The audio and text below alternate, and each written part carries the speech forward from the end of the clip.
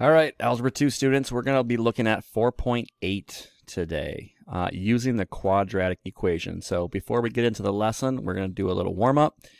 So you go ahead and pause this video. We got 3 questions here and see what you can do.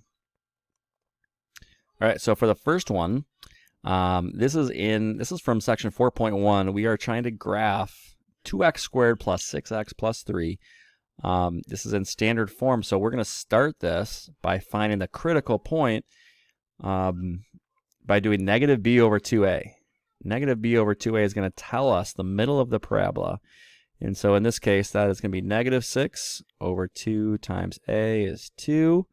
We get negative 6/4, which is negative 3/2. So the vertex of this is going to be negative 3/2, comma, and then we would have to plug in negative 3/2 back into x to see what the actual vertex or the y value is. So let me go ahead and I'm going to punch that into the calculator. So I have 2 times 3/2 squared plus 3. Got 16.5. Oh, actually I typed that in wrong. Try that again. Not 16.5. I forgot it was negative. I get negative 1.5. So the y value is, again, negative 3/2. Negative 1.5. So negative 1.5 comma negative 1.5 is the vertex of this. That's the critical point. That's the most important point we're going to graph.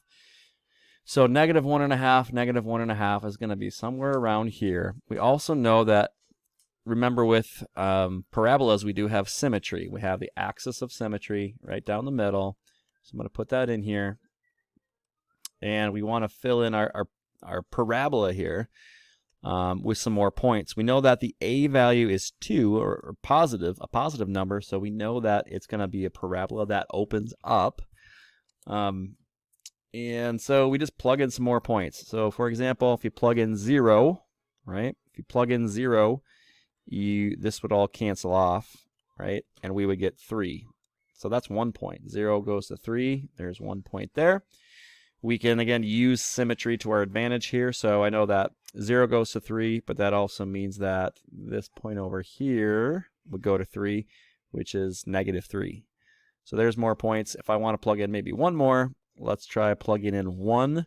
If I plug in 1, I would get 2 times 1 plus 6 times 1 plus 3. So it'd be 2 plus 6 plus 3. We get 11 there. So if I plugged in 1, I would get 11.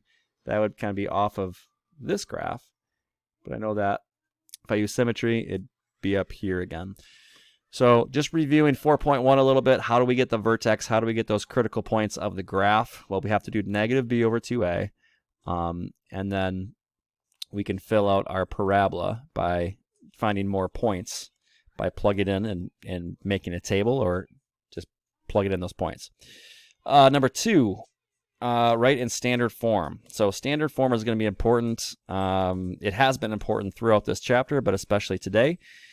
Standard form means we get everything over to one side. So I'm going to subtract a 14x squared to both sides. When I do that, that means I'm going to have 15x squared minus 14x squared. Well, that's going to give me 1x squared plus 6x equals negative 12. Now you can see that's still not in standard form because I need to add the 12 now. I have to go ahead and add 12 to both sides. And my final answer here would be x squared plus 6x plus 12 equals 0.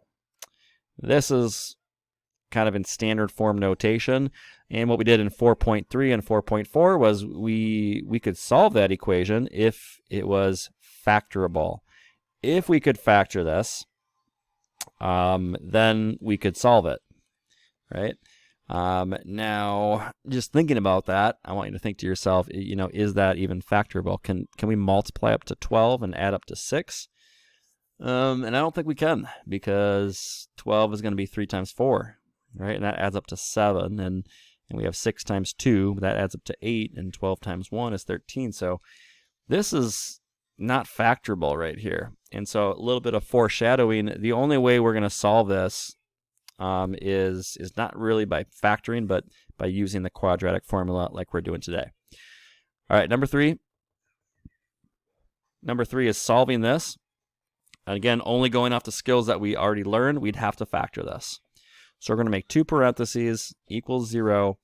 If we do our snowflake method, it's going to look like this.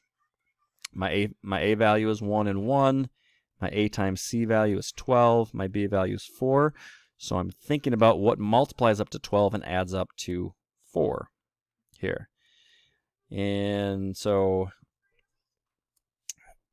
again, this is gonna be very similar to the one we just did here.